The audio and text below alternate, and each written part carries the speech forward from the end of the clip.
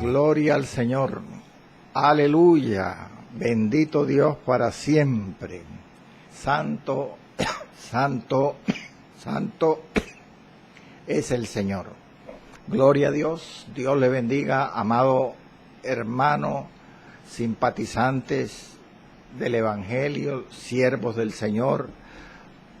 Todos pueden venir a la predicación, a la enseñanza de la palabra de Dios, como dice el profeta Isaías: venid los sedientos, venid a las aguas, venid y comprad sin dinero y sin precio vino y leche. Bendito sea el nombre del Señor. Así que el que tiene sed, bebe; el que tiene hambre, comen. Si usted es de los sedientos del Señor, de los hambrientos del Señor, bienvenido a este programa. Este es el canal suyo.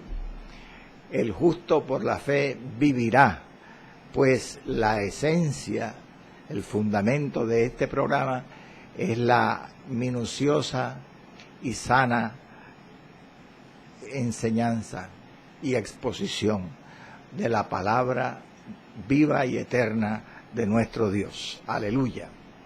Así que, amado, tenga su Biblia, ármese allí de su escopeta espiritual con la que podemos atacar al maligno en estos tiempos, sobre todo en donde, bendito sea el Señor, Él acecha como león rugiente.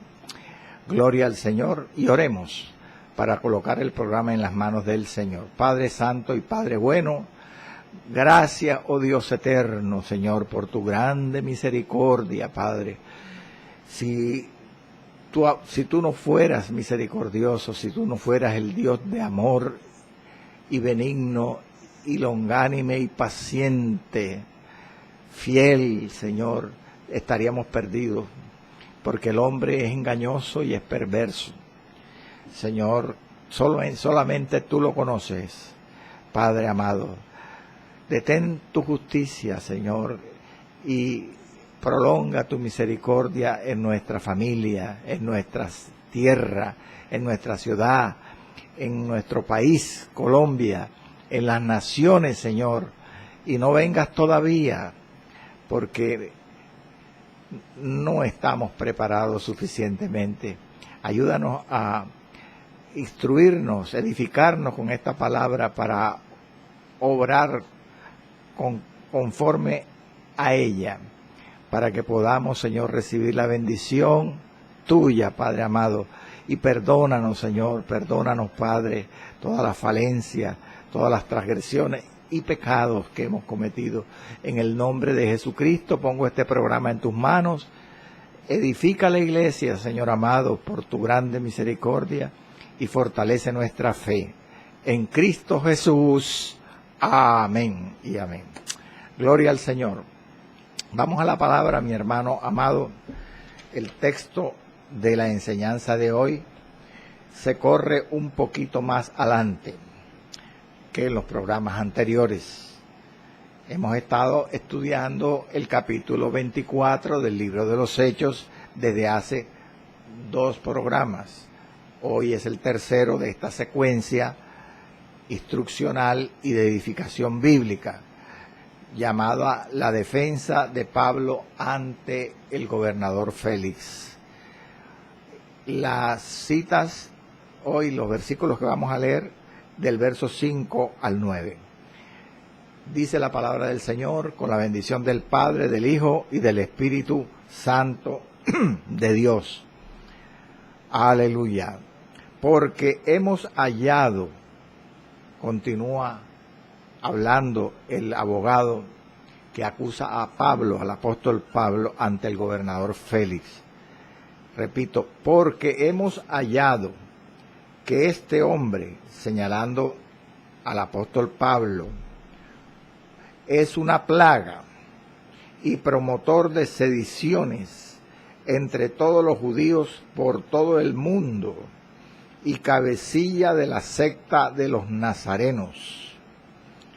Intentó también profanar el templo, poder en la sangre de Cristo, y prendiéndole, quisimos juzgarle conforme a nuestra ley, pero interviniendo el tribuno Licias con gran violencia, le quitó de nuestras manos, mandando a sus acusadores que viniesen a ti, tú mismo, pues, al juzgarle, podrás informarte de todas estas cosas de que le acusamos. Versículo 9. Los judíos también confirmaban diciendo ser así todo. Amado Dios, Señor, gracias te damos, en tus manos nos colocamos en Cristo Jesús. Amén y amén. Bueno, amado, tercera parte de este asunto, este tema, defensa de Pablo ante Félix, el procurador. Bueno, siempre es bueno los resúmenes rápidos, breves y al punto, porque nos ayudan a ubicarnos en el contexto del mensaje, sobre todo porque esto es una secuencia y algunos que ven este video en vivo o en diferido no han oído los dos capítulos previos. Sí, este tema del capítulo 24 lo inicié hace 2 programas y dije que son 27 versículos que hablan en el capítulo, que componen el capítulo 24 de Hechos, y que para su estudio le he dividido en 3 partes. Unas palabras iniciales que están casi totalmente ubicadas en el versículo 1 que nos llevó el primer programa. Después viene desde el versículo 2 al versículo 21. Ese es un resumen, la segunda parte del capítulo, que hace el autor, el cronista Lucas, para mejor estudiar el libro, el capítulo, y en donde resume el proceso legal, el juicio que se le hizo al apóstol Pablo aquí en Cesarea ante el procurador Félix. Y finalmente, del versículo 22 al 27, la tercera parte, pues veremos en su momento, gloria al nombre del Señor, cómo se detiene el proceso legal, se aplaza, se retrasa y al mismo tiempo se posterga el veredicto, la sentencia del proceso. Bueno, como le dije en el primer programa, vimos las palabras iniciales que preparan al lector para entender y leer el proceso legal. Esas palabras pues nos llevó un tema, un capítulo, un programa, y en el programa número 2, el anterior, pues vimos ya prácticamente la primera parte de ese resumen del proceso legal de que le estoy hablando, con la intervención de Tértulo. Comienza a hablar un orador, al parecer romano, comprado por los judíos, con el solo propósito de acusar al apóstol Pablo, bendito sea el Señor. Y en este programa anterior, que le digo, la segunda parte, me demoré estudiando desde el verso 2 hasta el verso 4, la introducción del discurso de Tértulo. Hoy, en la tercera versión, el tercer capítulo de esta temática, vamos a empezar a estudiar, gloria al nombre del Señor, las acusaciones que hace el apóstol, el romano, el orador romano, abogado, precisamente, Tértulo, contra Pablo. Entonces, nos damos cuenta que el discurso, el mensaje de Tértulo abarca 2 partes. Una introducción que ya vimos en el programa previo del verso 2 al 4 y un desarrollo de ese discurso que va desde el versículo 5 hasta el versículo 9. Allí, que es lo que vamos a comenzar hoy, el señor Tértulo en ese momento hace las acusaciones contra Pablo en lo que es el desarrollo del discurso. Resulta que nosotros ya estudiamos en programas anteriores cómo se divide un discurso. Que un discurso se divide en introducción, en presentación, aplicación y la conclusión. Bueno, el resumen que hace, el autor del libro de Hechos, en pocos versículos resume el discurso de Tértulo, del versículo 2 al 8.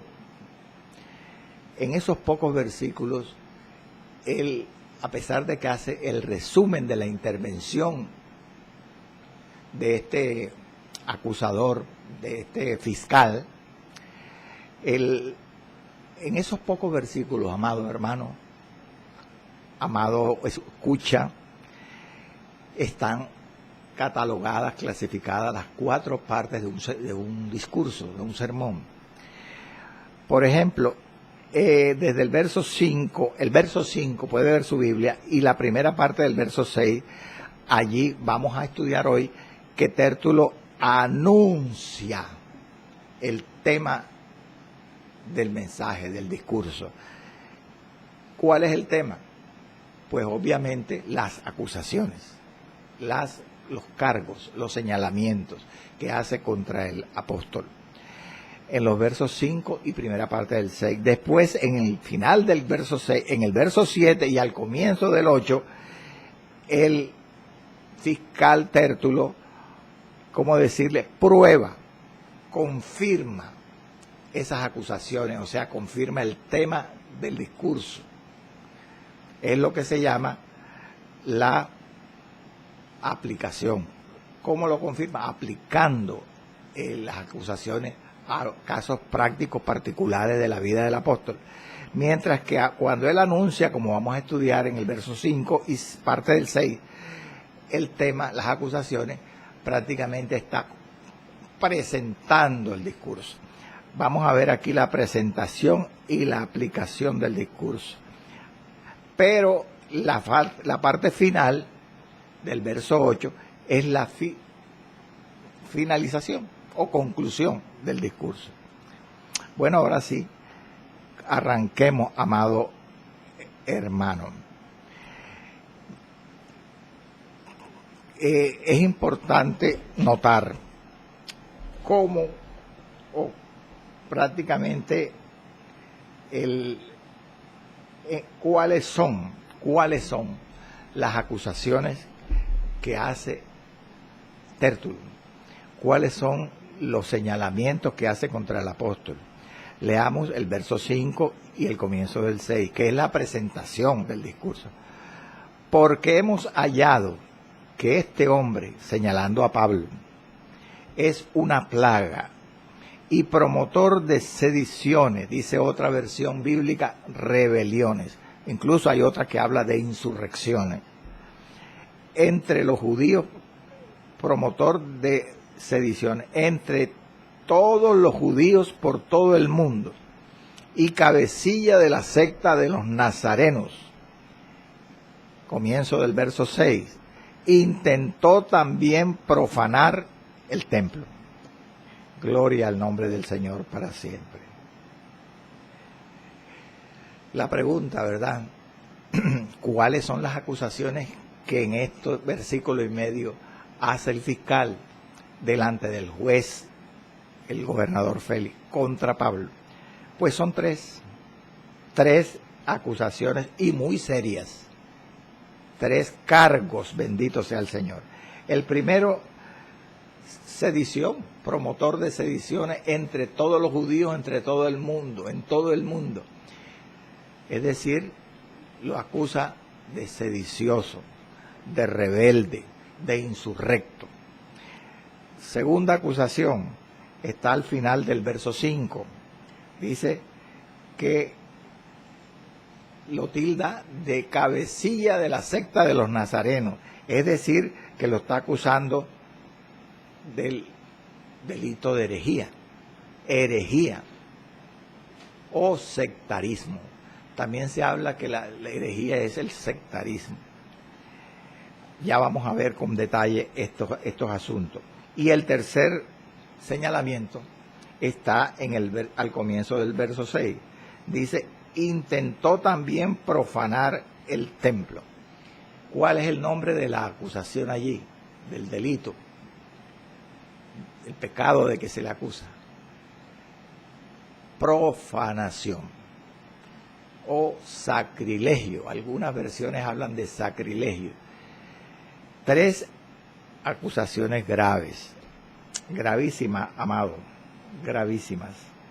Vamos a ir por partes, bendito sea el nombre del Señor para siempre. Cada uno de los cargos, de estos 3 cargos que le hace Tértulo al apóstol o contra el apóstol, tenía una naturaleza particular. Vale decir, el cargo de sedición o rebelión era una transgresión a la ley romana, una violación a la ley romana. El segundo, el cargo de herejía o de sectarismo era en ese tiempo una violación, una afrenta contra la ley judía.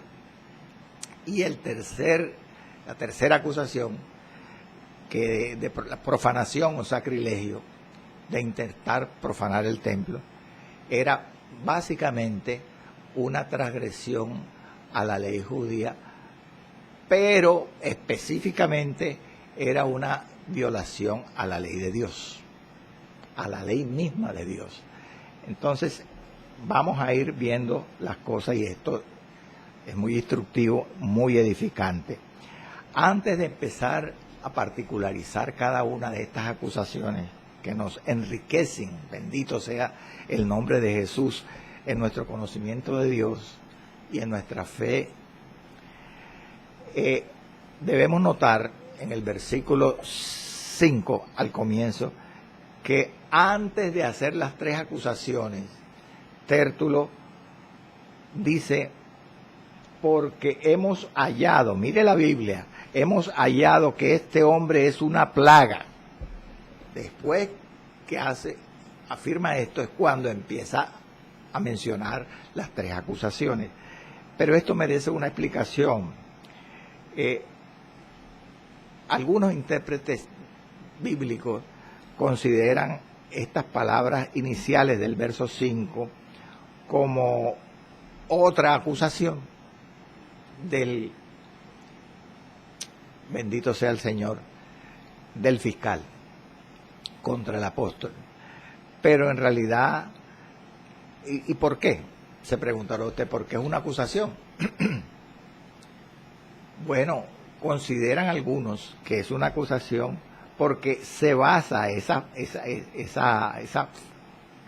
calificativo que le da Tértulo aquí a Pablo de plaga en los conflictos, en los enfrentamientos entre los judíos contra Pablo en diferentes lugares del Imperio Romano. Cuando Pablo predicó en diferentes partes del mundo greco-romano, en los viajes misioneros, como ya estudiamos en este libro, en los 3 viajes misioneros, muchas veces había enfrentamientos, roces violentos a veces contra el apóstol Pablo.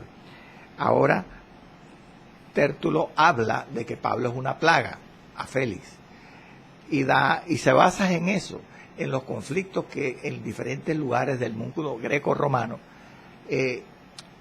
suscitó Pablo. Pero esto en realidad no justifica considerar, como algunos intérpretes, que este calificativo que le da aquí Tértulo a Pablo sea una acusación, porque en realidad en sí mismos es una afrenta, ¿sí o no? Es una ofensa que hace el fiscal contra Pablo. Lo cataloga de plaga. Hay una versión bíblica que dice peste. Este hombre es una peste. Entonces, por eso a mí me parece que no debemos considerarlo como una acusación, fue una ofensa. ¿Cuál sería la naturaleza, ¿no? La mala intención de este, bendito sea el Señor, fiscal mercenario, comprado por los judíos para acusar a Pablo? Que malicioso, que comienza antes de acusar al demandado, al detenido, lo ofende. ¿Cuándo usted ha visto eso? Bendito sea el Señor. Ahora, ¿por qué? Porque, ¿cómo decirle? Es una ofensa, es una afrenta. Porque la palabra griega que se traduce aquí, peste o plaga, es la palabra loimos, en griego, loimos, que significa precisamente plaga o peste. Y es precisamente la palabra que los griegos aplicaban a las personas que destilaban pestilencia, contaminación, que irradiaban podredumbre. Entendiendo eso, entonces nosotros podemos concluir en realidad que lo que el abogado daba a entender al acusar a Pablo de peste o de, ¿verdad?, de plaga, era que era un peligro, que Pablo era un peligro, porque estaba contaminando al pueblo con su pestilencia. En otras palabras, estaba dando a entender que debía ser sacado de circulación, debía ser eliminado, según él, llevado a la muerte, al patíbulo, porque era una plaga. ¿Qué es lo que se hace con las plagas, hermano? Con las pestes. ¿Qué hicieron en el mundo con el COVID? Gran parte de la gente se vacunó, pero la vacuna porque no había forma de eliminar el virus. Pero cuando hay, por ejemplo, una infección por bacteria, lo que hace una persona es ir al médico, el médico le manda antibióticos. ¿Para qué? Para eliminar la bacteria, matarla. Eso es lo que se hace con las infecciones, con las pestes, con las plagas, en tanto que la ciencia puede eliminarlas, erradicarlas. Eso es lo que proponen con Pablo, prácticamente, que debía ser sacado de circulación. Pero, mire, en realidad Tértulo no dice, analice bien, que Pablo sea una persona pestilencial, ¿no? Porque dice sencilla y específicamente, es una plaga, es una peste. Es decir, lo que está dando a entender que Pablo era una peste en persona, la plaga personificada, bendito sea el nombre del Señor, que era algo peor que decir que era una persona pestilencial. Ahora, lo lamentable y lo irónico es que Pablo no era una persona, ni siquiera una persona pestilencial, sino que Pablo era un apóstol de Jesucristo, bendito sea el Señor. Pablo era una persona pacificadora, predicaba la paz de Cristo y por lo tanto muy distante su propósito de ser una plaga. Todo lo contrario, era un pregonero de justicia, era un predicador de la mayor bendición que puede recibir una persona, que es el Evangelio de Jesucristo. Pues el Evangelio salva las almas y sana el cuerpo también, gloria al nombre del Señor. Pero entonces viene una pregunta interesante: ¿por qué Tértulo lo llama así? Tenía que haber una razón, hermano, para ofenderlo de esa manera. Algo tenía que haber. Bueno, como ya lo he dicho, se basaba en los conflictos que durante los viajes misioneros se habían armado en las regiones, en las zonas donde Pablo predicó o enseñó la palabra. Pero la situación es que era injustificado. Aún los motivos por los cuales Tértulo lo llama plaga o peste a Pablo. ¿Por qué? Porque los conflictos que se armaban o se armaron en la vida de la misionera del apóstol, en sus correrías evangelísticas y misioneras, no eran culpa de Pablo. Era porque Pablo era un hombre de paz. Eran generalmente o casi siempre causados, o siempre, hermano amado, por las gentes. Eran los contradictores de Pablo los que iniciaban los enfrentamientos, la violencia, cuando existía esa violencia. No era Pablo. Ahora, pero usted me puede decir a mí, pero a veces no, la gente se volvía contra Pablo porque los ofendía algo que él predicaba. Entonces ellos lo tomaban como si fuera Pablo. Bueno, en ese caso no era Pablo el causante de los conflictos, de los alborotos. Era el evangelio de Cristo que Pablo predicaba que producía ese fenómeno en las personas. Producía enfrentamiento, ira contra el predicador, porque no aceptaban la palabra de Dios. Bendito sea el Señor. Esto lo podemos ver en distintas zonas donde Pablo predicó. Por ejemplo, en Listra, en Corinto y en Éfeso. Fueron 3 partes, en el sur de Galacia, en Grecia y en Asia Menor, donde fueron muy frecuentes estos conflictos del apóstol. Bendito sea el nombre del Señor. Entonces queda claro, no era Pablo, era el evangelio que él predicaba, que no era aceptado y producía encono, inquina, malestar, hostilidad, grave, ¿cómo decirle? Beligerancia, lo que usted quiera. Se tornaba la gente violenta. Ahora sí vamos con las acusaciones. Mire qué rico es este pasaje. No hemos entrado en las 3 acusaciones y vea lo que ya hemos recorrido. Primera acusación, de sedición o rebelión. Este hombre, dice aquí, es una plaga, promotor de sediciones entre todos los judíos de todo el mundo. Lo acusan de insurrección, de rebelión, de, bendito sea el nombre del Señor, de sedición. ¿Era verdad eso? Acabamos de mencionar algo relacionado. Él era un hombre de paz. Eso no era verdad. Ahora, era verdad que cuando él iba,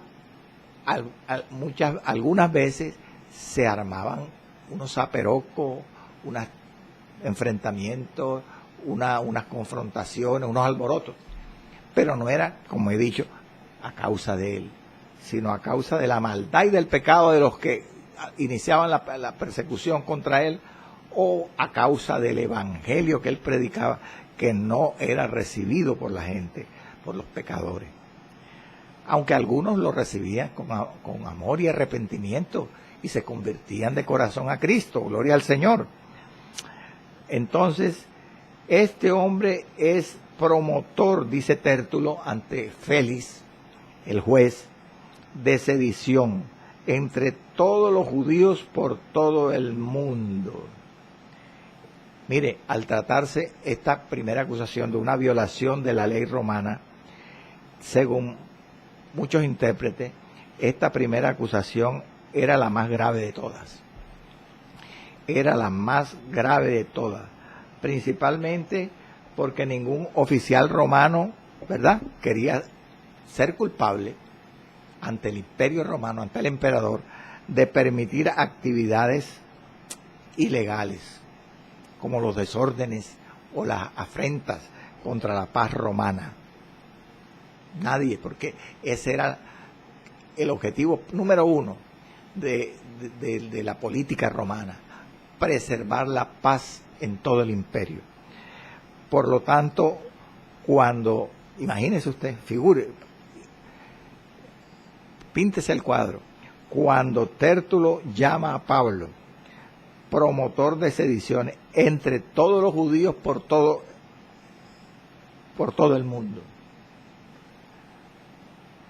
Esto inmediatamente, hermano, enseguida tuvo que llamar la atención del gobernador. Diría, ¿por qué? Porque la paz romana era lo más importante, por eso dicen algunos exégetas que era la acusación más importante, más grave.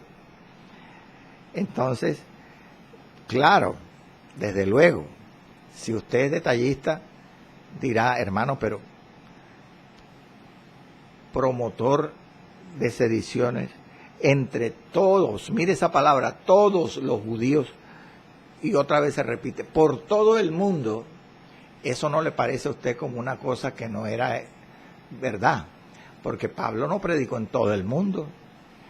E incluso cuando predicó en Asia y en Europa, en parte de Asia y de Europa, que fue la zona de su la zona de, ¿cómo decirle? Donde él se asentó en sus viajes misioneros. Él no predicó a todos los judíos. Hubo algunos judíos que de pronto no llegaron a ser alcanzados por Pablo, porque estaban en regiones que él no visitó. Entonces, decir Tértulo aquí que era promotor de sediciones entre todos los judíos por todo el mundo, eso no es verdad. Sí, tiene razón si usted piensa así. Esto es lo que se llama una hipérbole, una figura literaria, es una exageración. Pero la usa Tértulo en este momento para impresionar al juez, a Félix, y de esa forma, ¿cómo decirle?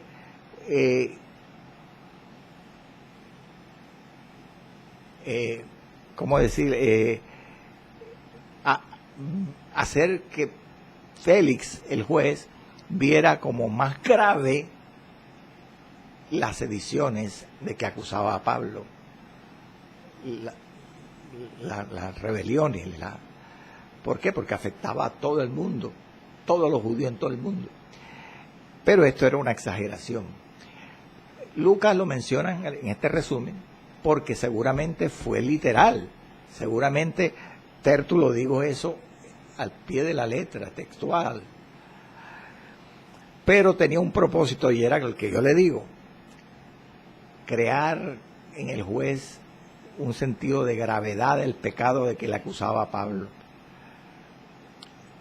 Entre otras cosas, como alguien dijo, ¿cuántos casos en los tribunales se han ganado porque el juez, el acusador, el fiscal exagera la acusación? Se han ganado casos en la realidad. Gloria al nombre del Señor para siempre. Ahora, mire usted una cosa interesantísima. Si usted es un analista, un estudioso, minucioso, acucioso de la palabra del Señor, se dará cuenta que antes de Tértulo mencionar aquí que Pablo era promotor de sediciones entre todos los judíos por todo el mundo, cuando lo llamó este hombre es una plaga, ya estaba insinuando, gloria al nombre del Señor, que Pablo era promotor de sediciones, que Pablo andaba, ¿cómo decirle?, incitando a la violencia, a violar, o sea, incitando no a la violencia, sino a la violación de la ley romana y del orden público, porque una plaga o una peste ocasiona eso. Entonces, él ya lo había insinuado. Entonces, ahora que habla de esta manera, especifica la acusación y dice claramente que él es promotor de sediciones. Ahora, gloria al nombre del Señor. Hay que aclarar también, escuchen, mi amado, hay que aclarar con relación a esta primera acusación que, entre otras cosas, era innegable. Esta acusación era verdad. Yo antes le he dicho, según minutos antes, y le he probado, que en esencia era falsa, porque Pablo era un pacificador. Pero no le he negado que Pablo producía alborotos, sediciones, pero no a causa de él, sino del Evangelio o de las personas que les caía mal el mensaje. Luego, en realidad, esta acusación de que Pablo era promotor de sediciones, había un sentido en que era verdad. Sin embargo, como ya yo le he probado, ¿cómo decirse? Que la presencia del apóstol Pablo, según el libro de los Hechos, provocaba o provocó alborotos al sur de Galacia, como ya le dije, en Grecia, en Tesalónica, en Corinto y aún en Asia Menor, en Éfeso. Pablo, como ministro del Evangelio, pues como le he dicho, era un pacificador. Alguien dijo que donde Pablo iba había o un alboroto o un avivamiento del Espíritu Santo. Tal vez usted alguna vez se encontrará, si estudia la palabra, con esta frase que nos confirma lo que estamos hablando, estudiando. Que sí, que evidentemente en ocasiones había alborotos, disturbios, contingencias en la predicación, en las campañas de predicación del apóstol. O a veces había avivamiento del Espíritu. Ahora, ¿cómo explica usted, me preguntará usted a mí, hermano, este contraste? ¿Cómo es posible que, siendo Pablo un pacificador, un hombre de paz, podía originar consecuencias tan opuestas, o una reyerta o un reavivamiento, derramamiento del Espíritu Santo? Por causa de la palabra. Vamos a la Escritura, Primera de Pedro 2, 7 y 8, y se va a dar cuenta que la palabra produce eso, cuando es predicada o enseñada en el poder o en la unción del Espíritu Santo. Escuche, Primera de Pedro, repito, capítulo 2, versos 7 y 8. Dice el apóstol Pedro a la iglesia: para vosotros, es decir, para los creyentes, dice la Escritura, hablando Pedro, Jesucristo es precioso. Se dirige a la iglesia, a los creyentes, y le dice: bueno, para ustedes Cristo es precioso, pero para los que no creen, la piedra que los edificadores desecharon, la palabra de Dios, el Evangelio, ha venido a ser la cabeza del ángulo, y piedra de tropiezo y roca que hace caer, porque tropiezan en la palabra, siendo, ¿por qué, hermano? Porque el desobediente, el incrédulo, tropieza en la palabra. Le puede caer mal y terminar haciendo violencia. Porque, dice Pedro, siendo desobedientes, a lo cual fueron también destinados. Por esa razón, porque el incrédulo desobedece la palabra, la desoye, es decir, reacciona porque no cree. Así que esa era la razón por la cual Pablo, en su viaje misionero, traía un avivamiento del Espíritu Santo o había un alboroto o una reyerta. Por lo tanto, podemos concluir ya para pasar a la segunda acusación, que Pablo no tenía nada que ver con, entre otras cosas, con movimientos fanáticos, políticos, religiosos, como los que ya yo he mencionado, que había en aquella época contemporánea a las misiones de Pablo, como los movimientos de los celotes.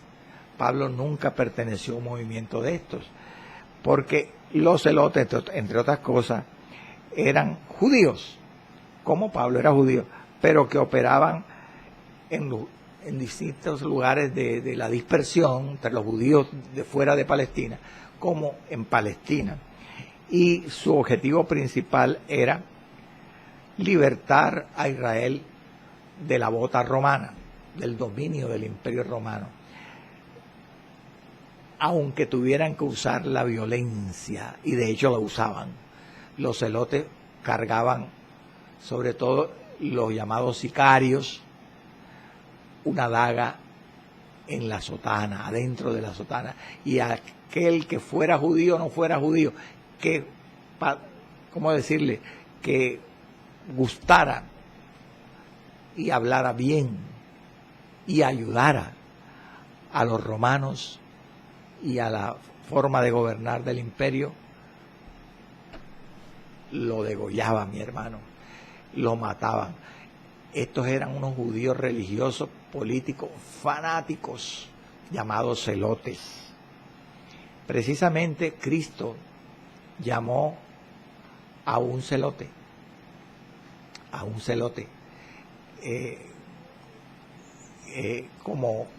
como uno de los 12 discípulos de él. Bendito sea el nombre del Señor. Tenemos pocos minutos, pero podemos avanzar algo de esta segunda acusación. ¿Cuál es la segunda acusación que hace Tértulo? Pues acusa a Pablo de ser cabecilla de la secta de los nazarenos. Una acusación o una transgresión, como ya le dije, de índole religiosa. Bendito sea el Señor. Esta acusación era verdadera también, pero a diferencia de la acusación anterior, que era política, la de sedición, esta acusación sí, aunque era verdadera, fue dicha de una forma muy, ¿cómo decirle?, muy inadecuada, porque era cierto que Pablo era líder, era un apóstol de Cristo, pero el cristianismo no es una secta. Promotor, cabecilla de la secta de los nazarenos. Y la forma como ellos hablan del liderazgo de Pablo, lo de llamarlo cabecilla, tampoco era cierto, porque Pablo no se puso por líder. A Pablo lo puso Cristo como apóstol, como líder de la incircuncisión. Entonces vamos a ver con detalle esto. Aunque esta acusación en su naturaleza, ¿verdad?, como le estoy diciendo, era verdadera, existían varias imprecisiones en la forma como lo dice Tértulo aquí, como acusa a Pablo aquí, en algunos términos que vale la pena aclarar. Ahora, además utiliza, ¿cómo decirle?, el motivo, el propósito por el cual Tértulo llama a Pablo cabecilla de la secta de los nazarenos, es un propósito malo, perverso, y todo eso hay que aclarar. Para aclarar parte por parte y entender mejor esta forma de acusar a Pablo como cabecilla de la secta de los nazarenos, veamos los detalles. Primero, los judíos identificaban a los cristianos como, amado, como los seguidores de Jesucristo, de Jesús el Mesías. Gloria al Señor. Pero Tértulo no habla de que Pablo fuera líder de los seguidores de Cristo. No. Tértulo dice que era cabecilla de la secta de los nazarenos. Está hablando en un sentido impreciso y despectivo. Ahora, la palabra en griego que se traduce cabecilla significa un hombre delantero, un campeón, un líder, un jefe. Y esto era cierto, porque Pablo fue un apóstol, y un apóstol él es un líder, es un cabecilla. Ahora, Pablo dijo eso, afirmó eso, ser un líder. Sí, amado, y lo afirmó humildemente. Él nunca se jactó de ser apóstol. Leamos lo que dice 1 Corintios 15, 9 y 10. Pablo le habla a la iglesia en Corinto, una iglesia que él había fundado griega, y dice, porque yo soy el más pequeño. Mire la humildad del apóstol, gloria a Dios, el más pequeño de los apóstoles, que no soy digno de ser llamado apóstol. Oiga, y lo dice quizás como afirman los eruditos, muchos eruditos, el apóstol por antonomasia. Lo llaman el apóstol por antonomasia. Y él mismo dice, no soy digno de ser llamado apóstol. Y da la razón, porque perseguía la iglesia de Dios. Pero por la gracia de Dios, por la misericordia de Dios, soy lo que soy. Y su gracia no ha sido en vano, inútil para conmigo. Antes bien, he trabajado más que todos ellos, que todos los demás apóstoles. Pero no yo, oiga, sigue la humildad, sino la gracia de Dios conmigo. Esas palabras, ¿cómo le caen, amado, a algunos que les gusta ser llamados ministros del Señor? No, el que da el ministerio es Cristo, y a Él es el que merece toda la honra. El ministerio, llámese pastor, evangelista, maestro, profeta, misionero, que era es el nombre de ahora en esta dispensación que se le da al apóstol, al antiguo apóstol. Son dones que Dios ha dado a algunas personas y que uno no las merece. Bendito sea el Señor. Entonces, sí, hay que entender esa frase cabecilla. Entonces, cuando Tértulo le dice cabecilla, Félix, este es cabecilla de la secta de los nazarenos. Pablo no dijo, no echó pecho. Cabecilla. Se humilló más todavía. Si se humilló cuando lo dijo, ahora cuando lo acusan. Claro que aquí le daba un orgullo espiritual de Dios. Porque ser acusado por ser cabecilla del Señor en esta tierra de los cristianos era una bendición. Ahora, Tértulo llama al cristianismo una secta, no se le olvide eso, una secta, es decir, una facción, un partido, como un partido político, algo parecido. Y eso no era cierto, eso aún hoy no es cierto, porque el cristianismo no cambia. ¿Sabía usted eso, hermano? El cristianismo no cambia, porque el cristianismo se funda en Cristo, en su persona, en su doctrina del Evangelio. Y Jesucristo es el mismo ayer y hoy y por los siglos de los siglos. no podemos modernizar el cristianismo. De pronto hay aspectos históricos, culturales, que no son iguales. Entonces se acomoda de acuerdo a los tiempos, ¿verdad? Y a las culturas también.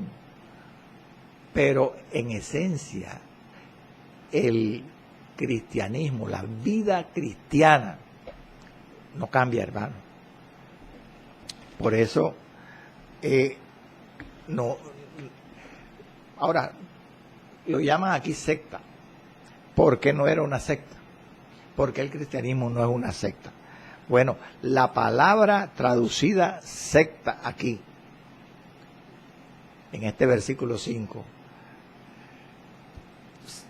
cabecilla de la secta de los nazarenos, cuando Tértulo dice así, es la palabra airesis, es una palabra griega con H, airesis, sobre trújula, airesis, y significa secta, facción o partido. Mire, muchos afirman de que esta palabra en realidad era despectiva, pero no era peyorativa. ¿Por qué? Porque el sentido de esta palabra no era ni bueno ni malo. Mire, que los saduceos eran una secta. Los llama la Biblia, el libro de Hechos, secta. Y los fariseos también eran una secta. Pruébemelo, me dirá usted, pruébemelo. Le leo Hechos 5:17.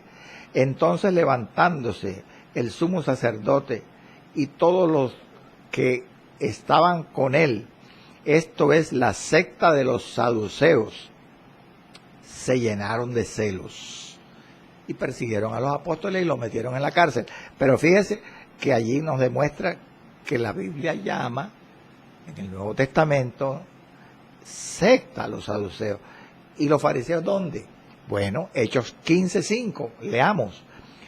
Dice Lucas, pero algunos de la secta de los fariseos que habían creído, ya eran cristianos, se levantaron contra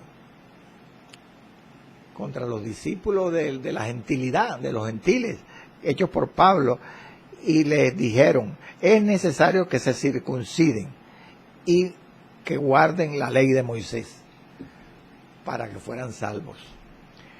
Pero la idea es que no era la palabra en sí no tiene un sentido peyorativo, despectivo, que menosprecia no. Esta es una palabra que es airesis, como le digo, una palabra griega, pero que es aplicable a fariseos y saduceos porque ellos eran secta, pero no es aplicable de ninguna manera al cristianismo, a los del camino, a los, bendito sea el Señor, a los nazarenos, de ninguna manera. ¿Por qué, hermano? Porque usted dice que no se le debe llamar partido, secta o facción al cristianismo. Porque un partido divide, produce división. ¿Por qué? Porque un partido o una facción, como los saduceos, como los fariseos, era un asunto de elección. ¿Cuándo se volvía un judío, un saduceo o un fariseo? Cuando esa persona que creía elegía, yo voy a ser fariseo, me voy a consagrar como fariseo, si era judío. Porque los saduceos no, los saduceos eran una casta, pero el fariseo escogía ser fariseo. Pablo escogió ser fariseo, él lo dice, antes de ser cristiano. ¿Por qué? Porque sus padres tenían esa religión, él la heredó. Entonces, eso quiere decir que una secta, un partido, es una parte de un todo. O sea, es algo que viene de una división, porque la persona escoge. Y precisamente de la palabra aires viene la palabra herejía o hereje. Un hereje o uno que practica herejía es el que divide. Por eso, porque la palabra original implica división. Pero ¿por qué, hermanos? No se pierda. ¿Por qué? Y es lo que yo quiero que usted me diga. El cristianismo, los nazarenos, los mal llamados nazarenos, no se les puede aplicar este calificativo de secta, de partido. Porque el cristianismo no divide. El cristianismo une, bendito sea el Señor, une, porque a través del Espíritu Santo produce comunión en los hermanos, en la iglesia. Esa es la razón. Entonces, mal podría decir Tértulo a Félix que Pablo era un líder de una secta, cuando el cristianismo más bien es un cuerpo en Cristo, unido por la comunión del Espíritu Santo. Bendito sea el nombre del Señor para siempre. Hemos hasta aquí avanzado en 2 acusaciones. Vamos a tener que continuar en el próximo programa con la tercera acusación, que Pablo es acusado aquí como haber intentado profanar el templo, que, como ya le anticipé, es una acusación también contra la ley judía, una transgresión contra la ley judía, pero más específicamente contra la ley de Dios. Desde este tema, desde este particular, arrancaremos en el próximo programa. Oremos, amado, amantísimo Dios, soberano, providente, eterno y excelso. Señor amado, gracias por Jesucristo de Nazaret, tu Hijo. Por Él tenemos osadía, atrevimiento de venir con fe delante de este micrófono y delante de cualquiera persona, a pesar de nuestras imperfecciones y pecados, porque a través de Jesucristo tú hiciste perfecto para siempre a los santificados, y por la fe en Él tenemos paz para contigo por medio de nuestro Señor Jesucristo. Señor, te pido que sane esta mañana a los enfermos, liberta al que está atado por el diablo. Señor, da la libertad por tu Espíritu, derrama, limpia con tu sangre el pecado de aquel que se arrepiente, Señor, que viene humillado delante de ti. En el nombre de Jesús. Amén y amén.